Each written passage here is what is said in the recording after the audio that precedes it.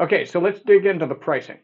There's two things that you need to keep in mind. One is this is how you price it. Two, this is how you explain it. Okay, so the first part, how you price it. The factors that go into this are um, the time that it takes to set things up, right? So separation of the art, preparation for the printing, making your transparencies, getting your screens put together, lining your screens up. Like all of these things matter, and all of these things take time. Secondly, how much time is it going to take per garment to print? So then you're factoring in number of colors that go into it, number of flashes that are going to go into it, because every time you sit there and flash on something, it adds to the amount of shop time and the amount of hours spent doing the job.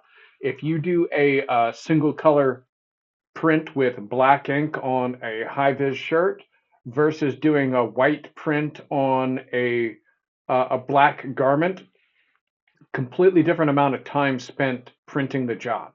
Okay, it's a one color print in both cases, but very different time spent doing it. And then you have to figure in tear down, reclaim, like all of this stuff has to be calculated. Now, it sounds kind of overwhelming at first, but I can give you a couple of workarounds. A couple of workarounds would be um, call around and find people that have pricing lists and just copy what they're doing, right? Generally speaking, they'll charge, like in my shop, we do it a little bit differently, and I'll show you kind of what we're doing. But if you look over at the image that I have here, there's two different ways of pricing that you'll commonly run into, where people will calculate. The red line is kind of the old school way of doing it. Basically, you have something that looks very similar to a multiplication table that you had when you were at elementary school, and it basically has number of colors, um, and then number of garments, and and so when people are on the phone with you or whatever, and they say, "How many more pieces till I hit the next price break?" A lot of the time, it's just to the nearest dozen, right? Um, but if you're using a piece of software, you can say just add one more piece. We're not like that. We don't. The next price break is the next piece, and that'll bring the price down on everything. Okay. Now, when in this diagram, you can see that this is really how the pricing should go. And I have these numbers just kind of plugged in here. I was throwing together a quick graphic so that you can kind of get the idea. Um, it's going to smooth out. It's going to, this line here actually drops down way more like this, and this is probably going to flatten out at around 200 pieces. But the point is that there's a tremendous difference between a dozen pieces and 24 pieces. The price falls dramatically. But as you start adding more and more pieces, the reason why the pricing is dropping like this is because all of the setup and all of the teardown is being spread out over more and more and more pieces. Um, I have some customers that come through, a lot of my blue collar guys, which is whom I primarily market toward. A lot of my blue collar guys come in and I say, well, because they're sometimes they're confused by this. And I tell them, okay, it's kind of like this. If if you wind up getting a call to go install some gutter at the coast, which is an hour and a half away, and you get the same call to install some gutter that is 2 blocks from your house, they're going to be priced differently because somebody has to pay for all of that drive time. That trip to the coast, you're not going to cover that yourself. You're going to wind up having to pay for that. It's the same thing here. All of the setup, all of the teardown, you're paying for the drive there and you're paying for the drive back. And then it clicks and they understand. And I tell them, hey, one of the things that I do when I'm talking about pricing is people will come in and they'll say, "Hey, what's your minimum quantity?" For me, a minimum quantity is a dozen pieces.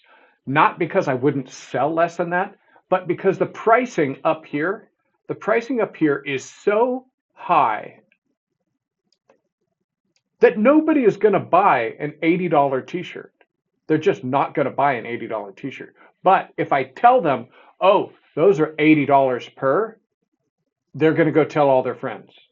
And then everybody's going to say, oh, that guy's super expensive. That guy's crazy. He's out of his mind.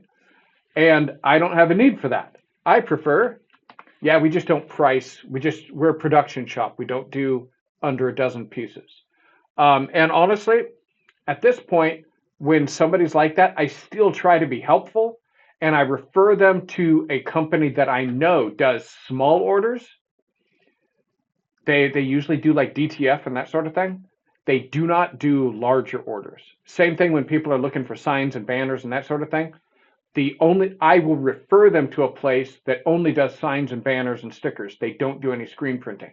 That way I keep their screen printing work, but I don't give up. I don't even do business cards, so I'm not into the promotional angle. So I think I probably gave you a bunch of stuff there, but hopefully some of that's helpful. When you are doing, so this would be the arc for a one color job. The arc for a two color job is going to be up and it's going to be shaped a little bit differently. But my point being is that you can, I keep wanting to point over here because but I'll use the mouse.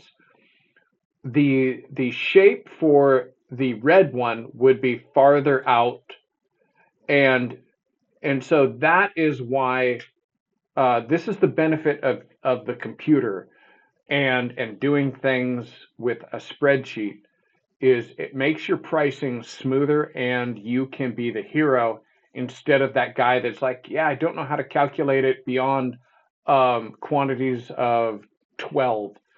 But one other tack, and I'll little tip, and then I'll shut this one down. But when a customer comes in and they say, hey, I need a dozen pieces, the first thing that I ask people is, tell me about the project. I'll say, tell me about the project, because I want them to explain to me what exactly they're doing. Because if they're doing something where, yeah, I've got 12 employees and I want to give each one a shirt, right? Okay, that's a really crappy thing to do to your employees. I don't tell them quite in those words, but I say, hey, you know what? I'm going to give you the pricing on the 12, but let me show you something else. Let me show you what the pricing is on 24 pieces. So hey, for an extra $40, you can get everybody a second shirt. Or, you know, I'll give them the pricing so that they know what 12, 24, 48, you know, just so that they kind of have some numbers and that are in multiples of what they want, right? So if they got 13 employees or 18 employees, I give them in multiples of 13 or 18. And that can result in a greater sale. That'll result in them upping their order because they realize, hey, wait a second, the pricing falls dramatically when I do more than what I planned on doing, and that's just a couple pointers and tips on how to do things. Later on, I'll have other videos on how to get this stuff dialed in and how you can price stuff.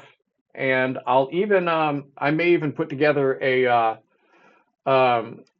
attach some PDFs of some competitors' pricing schedules and I'll just remove the competitors' logos and stuff so that you can see how other people are doing it.